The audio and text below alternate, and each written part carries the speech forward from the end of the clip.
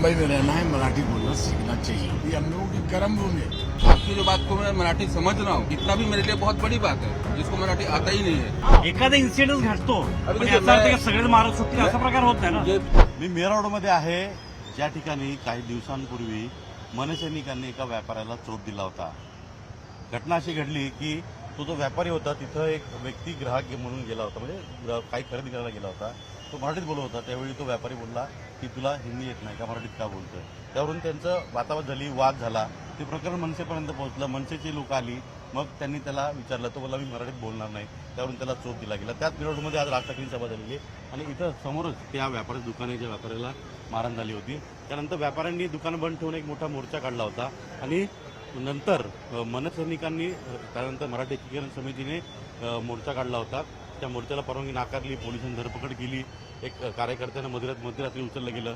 अशा वेगवेगळ्या घटना ज्या आहेत या मेरठमध्ये घडलेल्या आहेत. आता राज ठाकरेंची सभा झालेली आहे आणि या सभेनंतर नेमकं राज ठाकरे जे बोललेले त्यावर या सगळ्या व्यापाऱ्यांचं काय म्हणणं आहे आपण ते जाणून घेण्याचा प्रयत्न करूया. दुकानं सुरू आहेत, काही व्यापारी इथे आहेत. आपण त्या व्यापाऱ्यांशी बोलण्याचा प्रयत्न करूया की कशा रीतीनं या मेरठमध्ये जे वातावरण आहे ते वातावरण कसं आहे आणि कशा रीतीनं इथं आता व्यापारी जे आहेत त्यांचं नेमकं म्हणणं काय. दादा तुमचं नाव काय? आसापुरा. तुमचं नाव काय? उमेश गुप्ता. उमेशजी, इथं आता जे काही मेरठमध्ये घडलं आपल्याला माहिती आहे. राज ठाकरेंची आता सभा झाली. एक व्यापारी म्हणून आपलं काय म्हणणं असेल आता? ऐसा हम समझ नहीं पा रहे, हम बताने का मिल रहा है यहाँ पे अभी. ते आता राज ठाकरेंची सभा झाली इथे, त्या सभेनंतर तुमचं व्यापाऱ्यांचं म्हणणं काय? सर मैं समझ नहीं पा रहा. ही मेरठमधली शोकांतिका आहे की व्यापाऱ्यांना मराठी जी आहे ते अद्याप कळत नाहीये. त्यांना सांगितलं तरी ते असंच म्हणतात की आम्हाला मराठी येत नाहीये. खरं तर मेरठमध्ये आमदार किंवा इथे आणखी अनेक राजकीय व्यक्ती जे आहेत ते खुल्या पद्धतीने बोलतात की मेरठमध्ये मराठी आहेत तरी किती, मराठी बोलायचं काय. त्यानंतर सगळा वाद पेटला.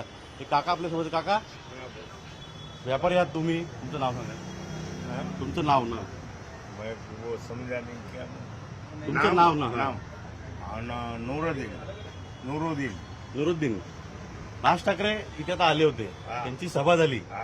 सगळं इथे जे काही वातावरण झालं घडलं त्यानंतर सभा झाली. व्यापारी म्हणून तुम्हाला काय वाटतं? कोई बात नहीं, अच्छा है ना किया तो उसमें क्या है.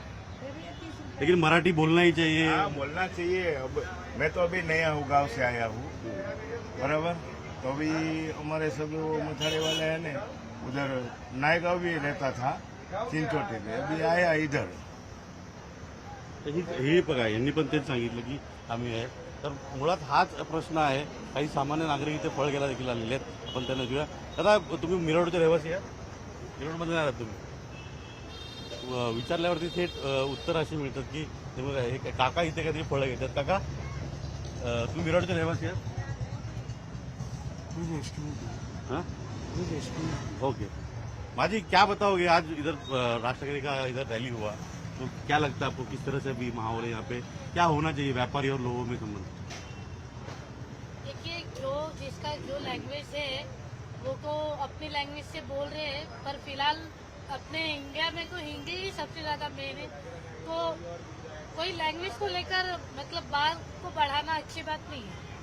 हिंदी लैंग्वेज अपना इसी है और वही सही रहना चाहिए. ते पण महाराष्ट्रात आहे, मग मराठी बोललं तर काय प्रॉब्लेम आहे असा विषय. मतलब इसमें कोई प्रॉब्लम नहीं है. जिसको आता है वो तो बोल ही रहे, जिसको नहीं आता उसके लिए फोर्स करके किसी को बोलने की कोई जरूरी नहीं है.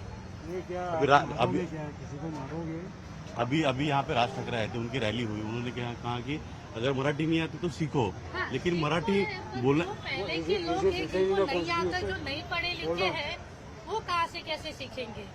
वो तो अपनी हिंदी भाषा ही में बात करेंगे ना. जो अभी आज लेकिन आपको लगता है कि नई जनरेशन आपको लगता है महाराष्ट्र में हो तो मराठी सीखना चाहिए. हाँ, सीखना चाहिए. नक्कीच. व्यापाऱ्यांच्या संमिश्र प्रतिक्रिया आहेत. ज्या पद्धतीनं ते सगळे बोलत आहेत. काही आणखीन इथे व्यापारी बांधव आहेत. दादा आपलं नाव काय? गुप्ताजी, मेरठमध्ये जे काही वातावरण आहे ते झालं ते आपल्याला माहिती आहे चांगल्या पद्धतीनं. आता राज ठाकरेंची सभा झाली, त्यांनी सांगितलं की जर मराठी असेल तर मराठी शिकलं पाहिजे, मराठी बोललं पाहिजे. तुम्ही सक्ती नाही पण इथं तुम्ही व्यापार करता बोललं पाहिजे. सभा झाली, सगळं वातावरण झालं. एक व्यापारी म्हणून तुम्ही काय सांगा? व्यापारी के साथ तो भी ठीक ही है, जो बोले वो ठीक है कि महाराष्ट्र में रहना तो मराठी बोलना पड़ेगा. और मराठी बोलना पड़ा तो जिसको नहीं आता थोड़ा सीख के लेंगे, करेंगे और क्या करेंगे. अच्छी बात आहे.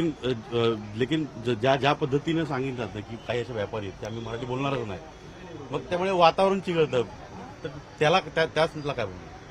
ये तो गलत बात है. कहने का मतलब क्या है, ये अभी महाराज में रहना है और यहाँ की संस्कृति मराठी है, हमको व्यापार करना है तो सब पे चलना पड़ेगा. बढिया. तो हे काही व्यापारी आहेत की त्यांचं म्हणणं आहे की महाराष्ट्रात आपण राहतो, व्यापार करतो, तर आपल्याला मराठी येणं गरजेचं आहे. आपण इथे व्यापार करतो, व्यापार करायला आहोत, लोकांशी बोलून, लोकांशी चर्चा करून त्या रीतीनं इथे सगळ्या गोष्टी ज्या आहेत त्या मांडल्या पाहिजेत. आणखीन काही इथं आपण पाहूयात की काही काका, तुम्ही मिरवडचे रहिवासी आहात? हाँ मैं भी दर्द अभी राज ठाकरेंची त्यांची रॅली झाली इथे, तुम्ही ऐकली असेल. काय वाटतं की ते जे बोललेत ते योग्य आहे? राज ठाकरे साहब आज बहुत खुशी की बात है हमारे लिए, और ये मीरा रोड में एक बहुत गर्व की बात है.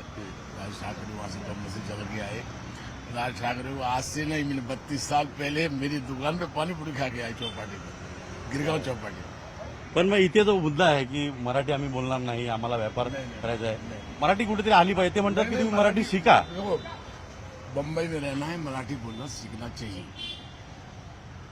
मग जे व्यापारी बोलतात की आम्ही नाही बोलणार, नहीं, वो चीज अलग है कि भाई आप लेबर नहीं है, लेबर आई गांव से आई, वो लोग नहीं बोलना आता है. इथे लेकिन यहाँ जो व्यापार करना है, बघा इथे चौक आहे ना, चौकातच एक विषय झाला होता. एक माणूस हाँ मराठी मालूम है. तो घ्यायला गेला होता, तो बोला मराठीत का बोलतो. देखो सवाल वो चीज करे, गलतियां होती है. आप वो रिक्वेस्ट करते हैं भाई मुझे नहीं आती है, मैं अंदर बोलना सीखूंगा, येस, बराबर. लेकिन ऐसा नहीं होना चाहिए कि मैं मराठी नहीं बोलूंगा. ये गलत मुंबई है. में रहना है, आज से नहीं. बाला साहब ठाकरे जब जिंदा थे ना, हम तब से मैं उस टाइम का बैठा हूँ उनके साथ. जो वो तो एक आदेश कर देती है कि सुबह 8 बजे बंद है, शाम को 6 बजे तक पानी नहीं मिलता है गिलास, और सब लोग एकजुट होकर बंद करते थे खुशी से. पण सगळ्या व्यापाऱ्यांनी मिळून किंवा इथल्या बांधवांनी म्हणजे एकत्र राहिलं पाहिजे ना.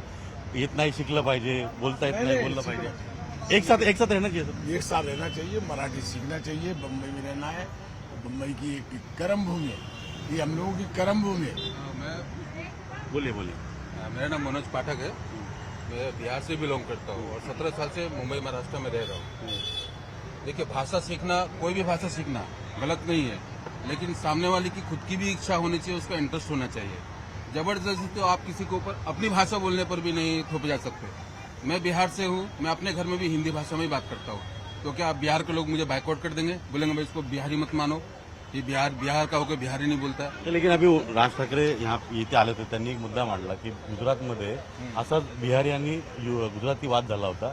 20,000 गुजरात्यांना तिथून मारून पळवलेलं देखिए, आहे. ये विषय असा आहे की मुळात आहे की कोणी जबरदस्तीने बोलू नका हा मुद्दा नाहीये. पण तुम्ही राहताय कुठे, इथलं संस्कृती काय, इथलं कल्चर काय, तिथलं बोलणं शिकलं पाहिजे की नाही?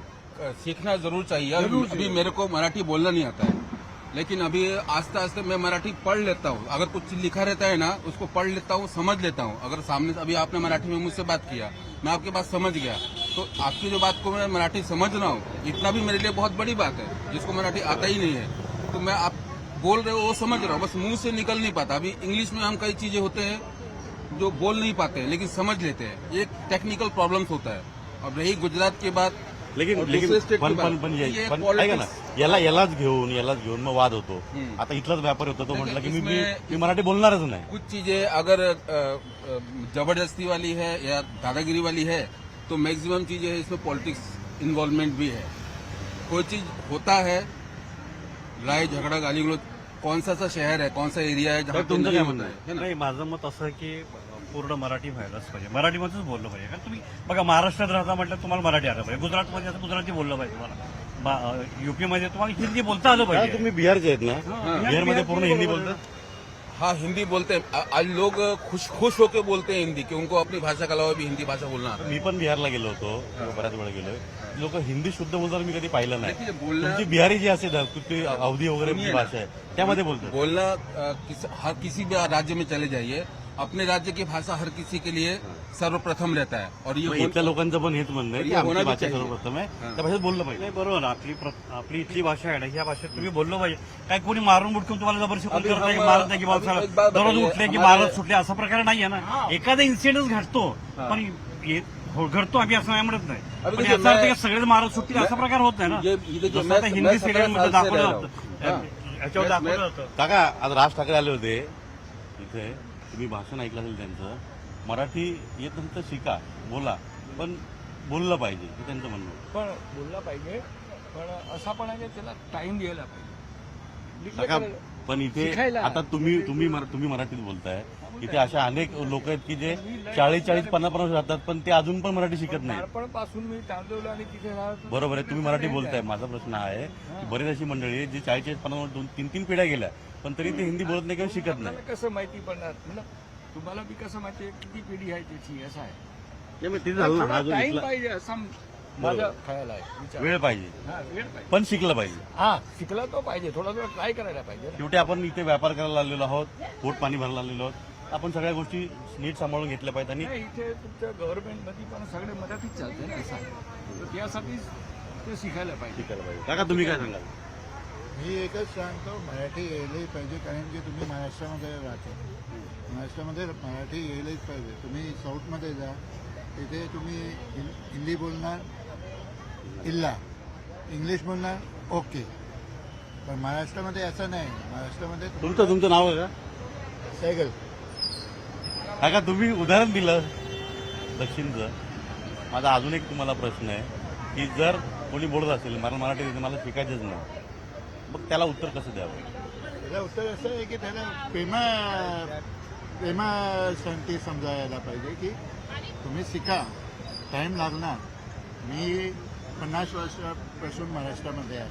मला पहिली कक्षापासून मराठी चालू झाली आहे, कारण मला येते. बाबा, इथलं जे इथे घटना घडली त्यानंतर व्यापाऱ्यांनी त्याच गोष्टीला धरून बंद केला. आणि तो बंद जो व्यापारी म्हटले आम्ही जर बंद केला तर मराठी माणसं उपाशी मरतील. असं नाही, मराठी माणसे कोणी उपाशी मरणार नाही. मेहनत करणवाले मेहनती आहे मराठी माणूस. ते बोजा पण उठवतं, ते हातगाडी पण चालवतं.